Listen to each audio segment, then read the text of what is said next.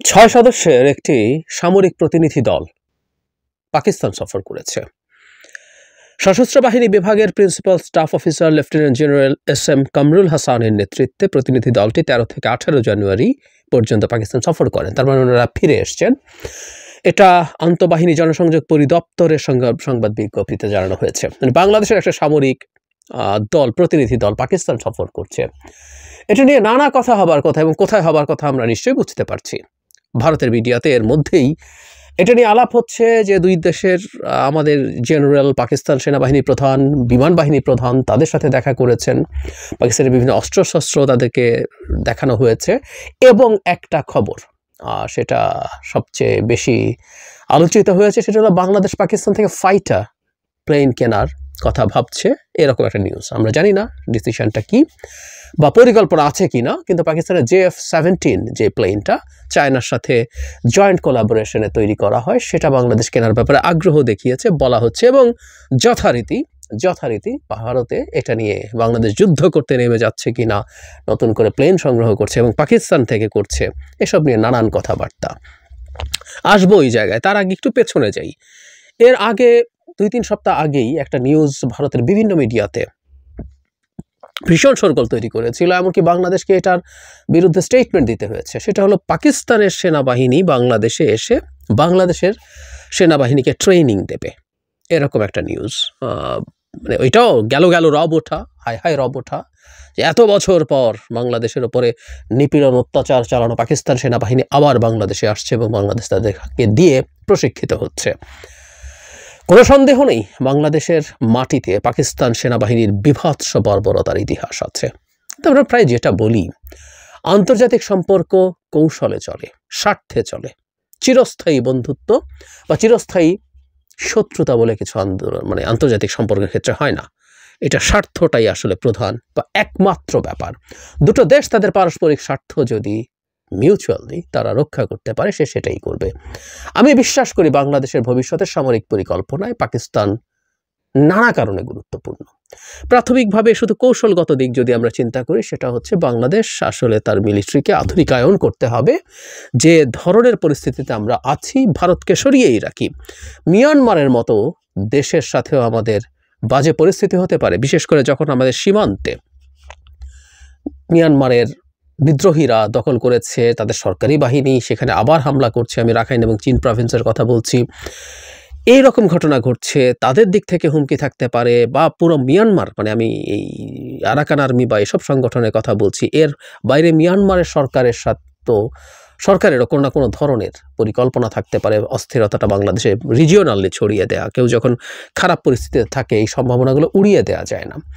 সুতরাং বাংলাদেশের সামরিক বাহিনীর আধুনিকায়ন লাগবে। আমি বহুবার একটা কথা বলেছি, যারা বলেন এই যে সামরিক বাহিনীর পেছনে এত খরচ হয়, এটা না করে এটা যদি শিক্ষার পেছনে, স্বাস্থ্যের পেছনে খরচ করা হতো, কত কি না হতো।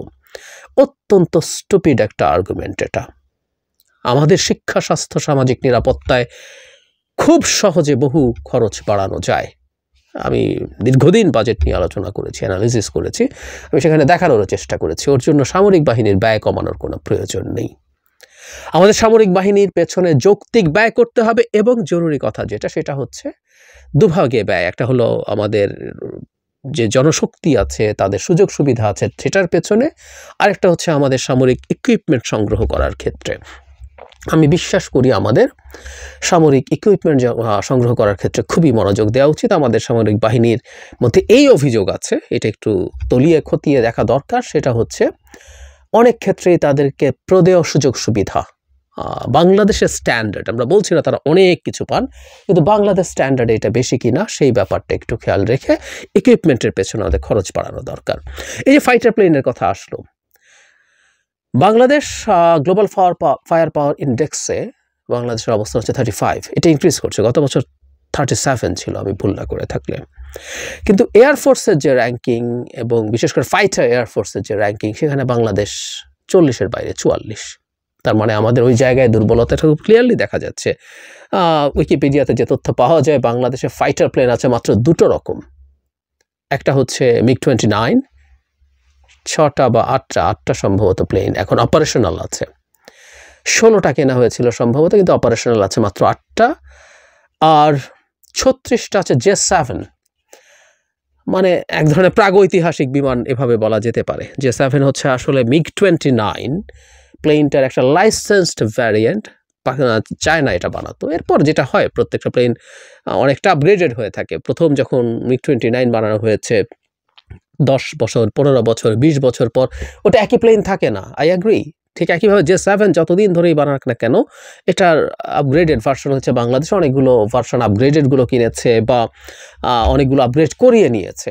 মানে অনেক কিছু, ও কীভাবে ধরনের অস্ত্র ব্যবহার করে সেটার আপগ্রেডেশন হয়, এভিয়ানিক্স তার সব কিছু মিলে, তার রেডার সহ, তার সেন্সিটিভিটি রেডারের এইরকম নানানভাবে এগুলোকে আপগ্রেড করে তোলা যায়। কিন্তু তারপরও আসলে বাংলাদেশের এই জায়গায় ভীষণ দুর্বলতা রয়ে গেছে। আমি উইকিপিডিয়া ঘেটে দেখলাম এবং গ্লোবাল ফায়ার পাওয়ার ইন্ডেক্সেও দেখলাম বাংলাদেশের একটাও অ্যাটাক হেলিকপ্টার নেই।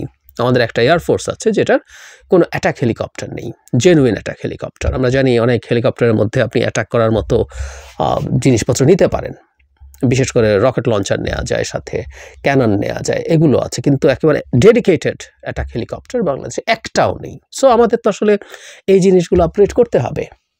JF-17 যে প্লেনটা পাকিস্তানে তৈরি হয় সেটা একটা 4th জেনারেশন এবং মাল্টি রোল ফাইটার, এটা ইম্পর্টেন্ট। সেটা হলো আমাদের MiG-29 আছে মাল্টি রোল, কিন্তু J7 আসলে জাস্ট ইন্টারসেপ্টার ফাইটার, এভাবে বলতে পারি সহজ।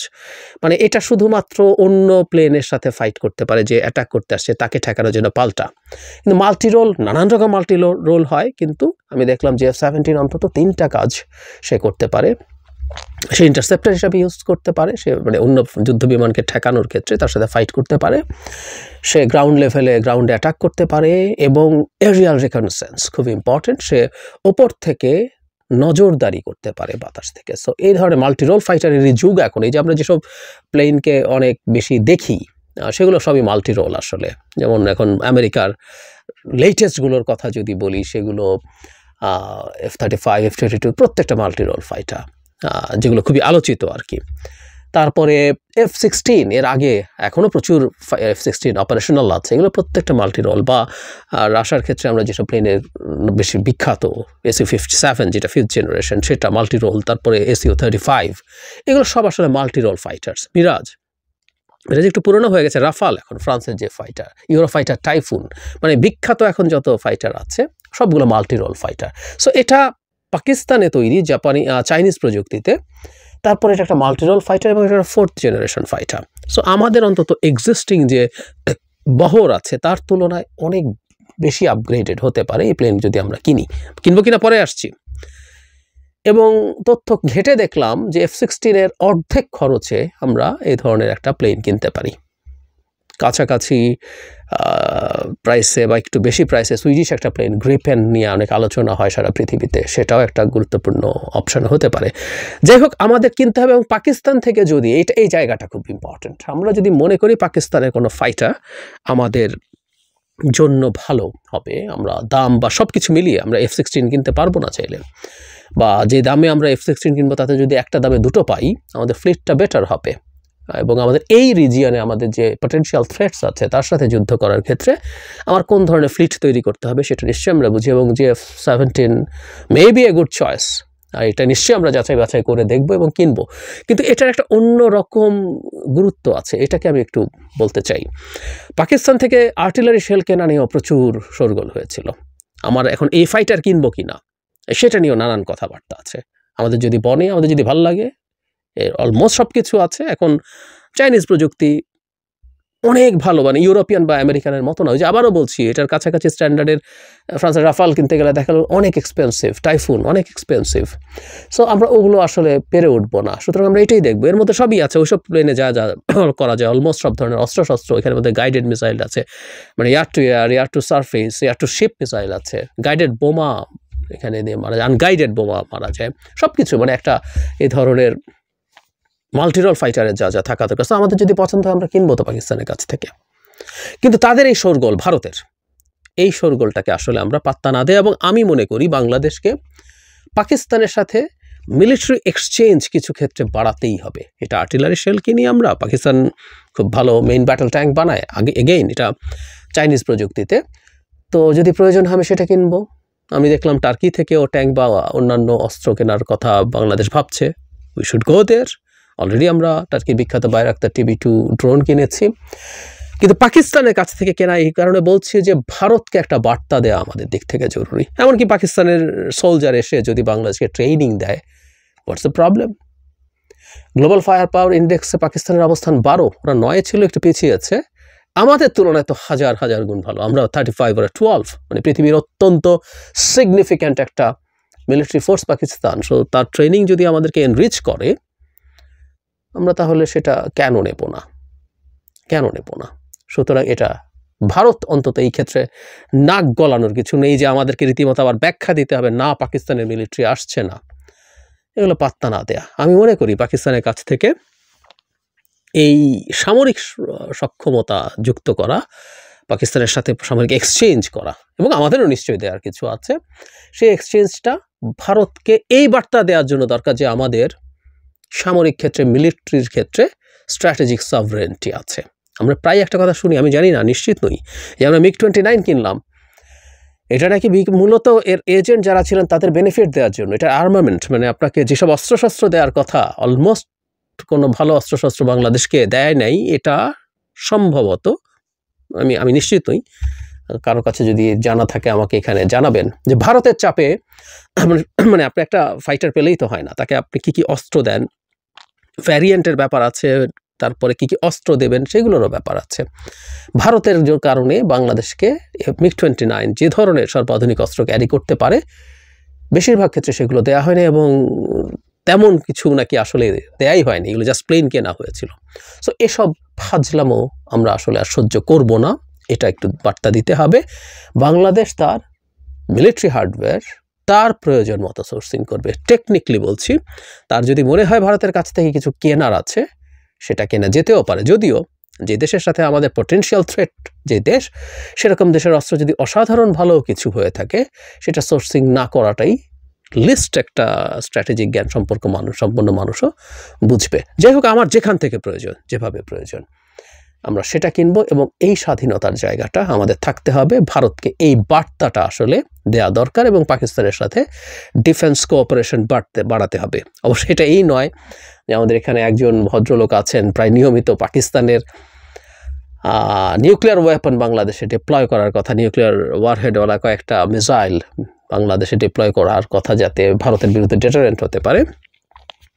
উদ্ভট, এটা কোনোভাবেই প্র্যাকটিক্যাল কোনো সাজেশনই না, একেবারেই মানে ইমপ্র্যাকটিক্যাল একটা কথা। এটা কোনোদিন হবেও না, চাইলেও হবে না, আর চাওয়াই উচিত না। আমরা ব্যক্তিগতভাবে মনে করি বাংলাদেশ এই ধরনের প্রভোগ করবে না, এতটুকু স্টুপিড বাংলাদেশের কোনো সরকার হবে বলে আমি বিশ্বাস করি না। কিন্তু আমাদের, বারবার যে কথাটা বলছি, আমাদের শক্তিশালী একটা মিলিটারি দরকার, এবং সেটাই আমাদের স্ট্র্যাটেজিক সভরেন্টি থাকা দরকার। ভারতকে এই বাস্তবতাও মেনে নিতে হবে, বাংলাদেশ একটা স্বাধীন সার্বভৌম দেশ, সে তার নিজের টাকায় যেখান থেকে সম্ভব, যেভাবে সম্ভব, যে ধরনের সম্ভব, যে ভ্যারিয়েন্টের সম্ভব, সে তার অস্ত্রশস্ত্র, গোলাবারুদ সে সংগ্রহ করবে।